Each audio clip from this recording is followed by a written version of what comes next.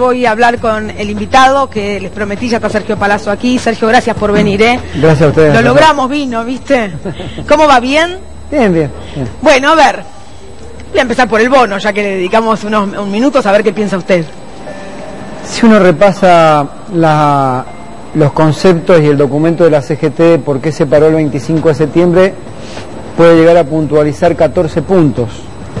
De los 14 puntos, 13 siguen plenamente vigentes para seguir sosteniendo una medida de fuerza, y uno solo, que es el tema de recuperar el poder adquisitivo, tiene una solución paliativa, transitoria, exigua e insuficiente, como es el bono. ¿Por qué digo esto? Porque el bono, aún cobrándose, va a traer algún soslayo en algunos hogares argentinos que no están teniendo recuperación de su salario durante los 2 meses, 3 o lo que se pague. Pero cuando se finaliza el bono, los precios siguen en el mismo valor y ya no tenés el bono. Entonces, una cosa es que se incorpore eso a los salarios y uno puede tomarlo como un recupero del poder adquisitivo del salario, otra cosa es un bono de esas características. Son más los trabajadores que no los cobran que los que cobran. 7.700.000 trabajadores no lo van a cobrar. No lo van a cobrar contra 6.200.000 aproximadamente, que tienen una relación de dependencia y que dudosamente lo van a cobrar. ¿Y qué pasa con los bancarios? Nosotros hemos alcanzado un acuerdo salarial que ha recompuesto al ritmo de la inflación nuestro salario. Obviamente que van a querer incluirnos el último tramo que nos deberían reconocer noviembre, diciembre, lo que falta de inflación, y van a querer compensarlo con el bono. No, nosotros tenemos un acuerdo y nos tienen que respetar la inflación y vamos a hacer respetar la inflación. Es la inflación, en todo caso, más el bono. Exacto. Lo que ustedes van a pedir. Nosotros tenemos un bono que ya hemos cobrado el día del bancario, que fue promedio 32.000 pesos, 33.000 pesos promedio que se percibió. Obviamente, como está redactado ese bono, difícilmente nosotros lo podamos cobrar sin que ellos pretendan absorberlo, porque es muy vaga la letra de ese decreto, ¿no? Podrá ser absorbido, ¿bajo qué condiciones? Y si yo tengo el salario actualizado, ¿me corresponde o no me corresponde? No es claro el decreto. No es claro respecto de aquellas empresas que quizás no están en condiciones de abonarlo, o que se flexibiliza de tal punto que quizás dicen lo puedo pagar en 10 cuotas o en 20. O pagar menos, ¿no? Yo creo que es un bono traído de los pelos, que no tiene... ¿Sirvió solamente para levantar el paro de la CGT? Yo creo que ha servido para que la CGT morigere el impacto de lo que la decisión que tendría que haber tomado, y es continuar con la medida de fuerza. Vuelvo a decir, eran 14 puntos, de los cuales 13 no están resueltos. Hay caída del empleo, continúa la caída del empleo. Inflación descontrolada era el otro punto, sigue la inflación descontrolada. Sistema previsional, con una ley de reforma previsional que afectó a los jubilados, esa reforma o esa ley sigue vigente. Planes del gobierno por la ley de flexibilización laboral continúan, y así puedo seguir enumerando todos los puntos que están vigentes. Para mí la CGT no debió levantar el paro, debió continuar en la medida en que no había una discusión, porque el eje y el centro de ese documento y del paro del 25 era un cambio en la política económica, y el gobierno lo que hizo fue profundizar esa política económica por el acuerdo con el Fondo Monetario Internacional. Sergio, ¿a quién representa esta CGT hoy, teniendo en cuenta que hay otro frente sindical donde muchos gremios importantes, entre los que está bancarios, camioneros, se aleja de esta conducción? Y esta conducción pareciera que, no sé si tiene incluso dentro de la CGT toda la representatividad. Yo creo que hoy el alcance de la representación es exiguo y a veces formal.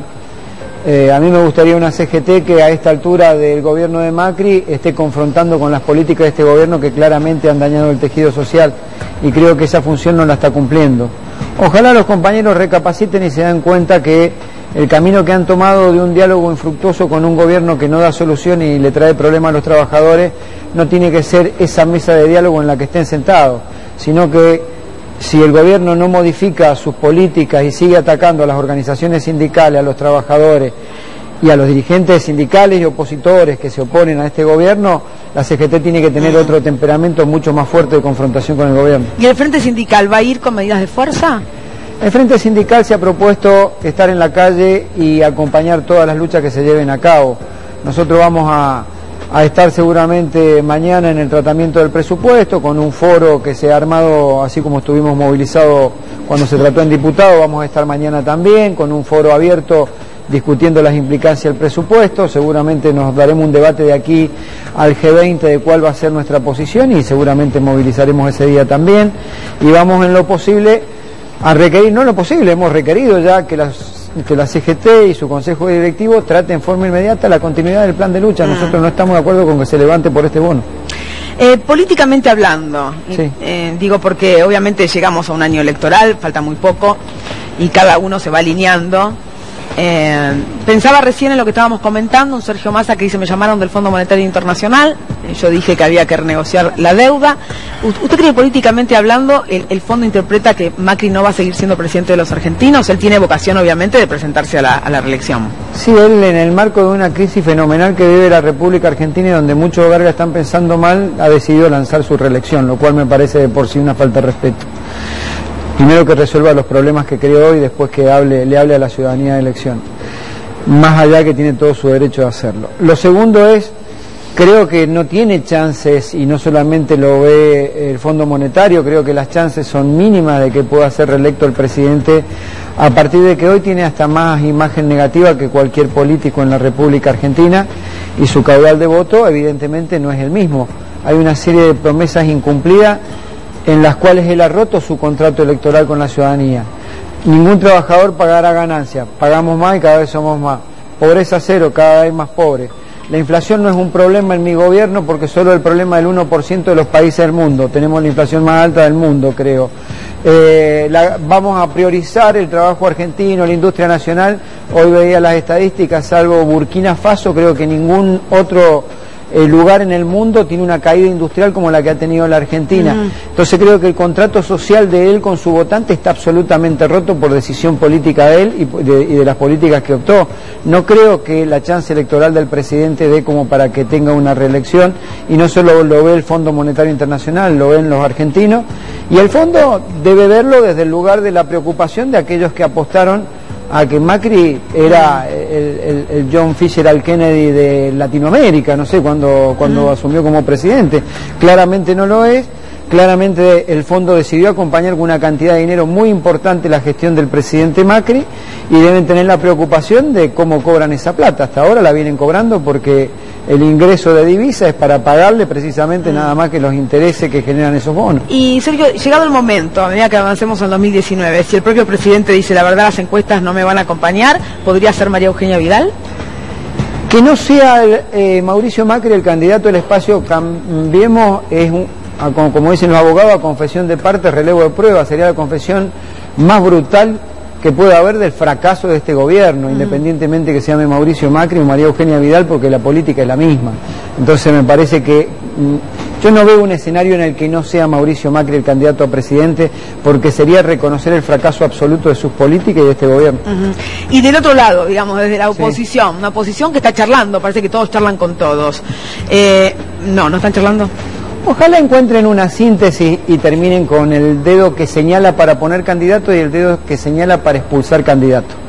Yo creo que hace falta, por sobre todas las cosas, una unidad de concepción, un programa que se establezca claramente cómo se va a sacar a la Argentina adelante, y que haya un nivel de grandeza y un despojo del egoísmo para que se logre esa síntesis. Y que nadie diga tal o cual candidato no puede ser, y hago referencia, no le voy a escapar a la pregunta, como algunos que señalan Cristina Fernández de Kirchner no puede ser. Vos no podés obviar a alguien que tiene el 30% de intención de voto, como tampoco porque yo tengo esa intención de voto va a ser tal cual y cual el candidato. Me parece que se requiere de generosidad política, de despojarnos de egoísmo y por otro lado de un programa que lleve adelante a la práctica y que sea la síntesis de unidad de todos los sectores opositores que no acuerdan con la propuesta de gobierno que tiene Cambiemos. ¿Y ve viable esa posibilidad o es imposible teniendo en cuenta los protagonistas que son quienes son? Sí, yo lo veo viable, veo que hay acercamiento, creo, y también creo que si bien, y lo digo desde un lugar, porque yo soy afiliado radical, no de los que acuerdan con el gobierno, pero no escapo a que el peronismo es el papel protagónico en esa unidad, pero también creo que tiene que tener la amplitud suficiente de considerar que hay que hacer un frente muy amplio. Y podría estar, por ejemplo, esta parte del radicalismo que no está con el gobierno. Sí, por supuesto, claramente. ¿El próximo presidente va a ser peronista? Yo no tengo dudas de eso, creo que sí, si es el partido principal de la oposición y es el que tiene que articular precisamente el espacio opositor, pero creo que tiene que conformar un gran frente porque no solo hay que ganar una elección, hay que sostener un gobierno después. El acuerdo con el Fondo Monetario Internacional, al que Sergio Massa hace referencia de que hay que renegociarlo, creo que cualquiera que gane lo va a tener que renegociar. Es un acuerdo mediante el cual el 85% del financiamiento llega hasta el primer semestre del 2019 y el acuerdo es extendido hasta el 2021, quiere decir que vos no vas a recibir financiamiento del fondo, no tenés financiamiento de privados porque no creen en la Argentina y vas a tener que empezar a pagar. Este acuerdo no solo es nefasto desde el punto de vista del ajuste, sino que condiciona a los gobiernos futuros de la Argentina, no solo al actual. Y esa parte del radicalismo, que no está de acuerdo con lo que está haciendo la alianza de gobierno, Cambiemos en definitiva, ¿tiene que romper, irse o tiene que competir adentro con una fórmula propia? ¿Adentro de qué? De Cambiemos. No, yo creo que, mirá, hay dos cosas. Porque hasta ahora el radicalismo ha sido obediente. Sí, yo te doy dos conceptos que me eximen como afiliado radical, ¿no? Uno es al son de que fue creada la Unión Cívica Radical, era la causa de los desposeídos. No creo que sea hoy la causa de los desposeídos la que esté defendiendo el radicalismo que está en el gobierno. ¿Y por qué ese radicalismo se queda en el gobierno? No es mi palabra, el dirigente más político más importante del radicalismo contemporáneo, que fue Alfonsín, dijo hay un límite en la derecha, y cuando le preguntaron quién es la derecha dijo Macri. Entonces me parece que sin embargo el radicalismo en su convención decide acompañar a Macri y me parece que le permite incluso el triunfo. Sí, hay que ver cómo les va con la convención nueva y si es que la van a convocar para discutir, porque es la convención del radicalismo la que aprueba las alianzas. Yo como afiliado radical no estuve, no estoy, ni estaré nunca de acuerdo con que mi partido esté acompañando un proceso de política de derecha que contraviene en el ideario radical. Pensaba en el trabajo que escasea en la Argentina. Sí. Esas crisis productivas o disminución productiva, sí, esos términos. ¿Ayuda en algo para el trabajador que Triaca, por ejemplo, se vaya del gobierno? No, porque en definitiva Triaca es un instrumento y ejecuta políticas. Yo creo que cuando se habla de cambio de funcionario y que se va a remozar, esto es una mentira. Cuando uno es gobierno, como todas las organizaciones, son verticales y alguien toma decisiones y alguien es el que pone la impronta y decide las políticas y es el presidente de la nación. Es así de sencillo. Triaca podrá tener más, menos incidencias, más, creo que cualquiera se hubiera ido cuando le bajan la categoría de ministro a secretario, él se quedó, pero es un problema del gobierno qué funcionarios pone. El problema son las políticas, no los funcionarios que la ejecutan, y la política la decide el presidente de la nación. En este marco de año electoral, digo, teniendo en cuenta el frente judicial que tienen algunos dirigentes, Cristina Fernández de Kirchner, de los sindicalistas Hugo Moyano o la familia en general, digo, ¿cómo se transita eso? Porque quizás el oficialismo opte, como lo hizo en otra oportunidad, no hablar de economía en las campañas y hablar de corrupción y situar en estos personajes somos nosotros o ellos. La famosa grieta, el pasado y el presente o el futuro. Yo creo que cuando uno mira a los actores del gobierno que ocupan los ministerios, puede decir que tranquilamente el pasado son ellos, porque son la oligarquía más rancia de la Argentina que accedió al poder por vía de un proceso electoral. Creo también que no hay que caer en el juego de esta falsa disyuntiva a la que nos llevan del tema del enjuiciamiento y las denuncias contra los dirigentes. Primero, nadie está en desacuerdo que se investiguen hechos de corrupción. Segundo, nadie defendería un hecho de corrupción. Pero permítanme tener la opinión contraria de cómo se maneja una parte de la justicia argentina, porque cada vez que el gobierno no puede explicar alguna barbaridad de la que está pasando la gente, una inflación, por ejemplo, cercana al 50%, siempre aparece un imputado nuevo, una causa nueva, un detenido nuevo. Cuando aparece el correo argentino que involucra al presidente, aparece un imputado nuevo, una denuncia nueva, un preso nuevo. Y así puedo seguir enumerando. Cada vez que el gobierno no puede explicar algo, aparece algún hecho de esto. Yo tengo una fuerte desconfianza de cómo se está manejando el proceso judicial, más teniendo presente el antecedente reciente de Brasil, donde precisamente la vedette que era el juez Moro termina metiendo preso a Lula por un lado y ahora aceptando un cargo en el gobierno que termina ganando. Es decir, hubo que meterlo preso a Lula para que ganara otro gobierno, y a su vez el que lo metió preso termina siendo funcionario de ese gobierno. Entonces tengo mis reparos en cómo se manejan, y creo que tampoco el gobierno puede tapar el sol con las manos. Hay mucha necesidad en muchos hogares argentinos, y vos podés tirar 200 carpetazos, 500.000 presos, 200.000 causas judiciales, pero cuando la gente llega a su hogar y no tiene que darle de comer a sus hijos, cuando la clase media no puede pagar los servicios, cuando perdés derecho, cuando perdés el empleo, cuando te mancillan y te quieren doblegar tu dignidad de distinta forma, quitándote lo que tenías, la gente se enoja y lo hace sentir en la urna, y lo hace sentir el día que hay una elección.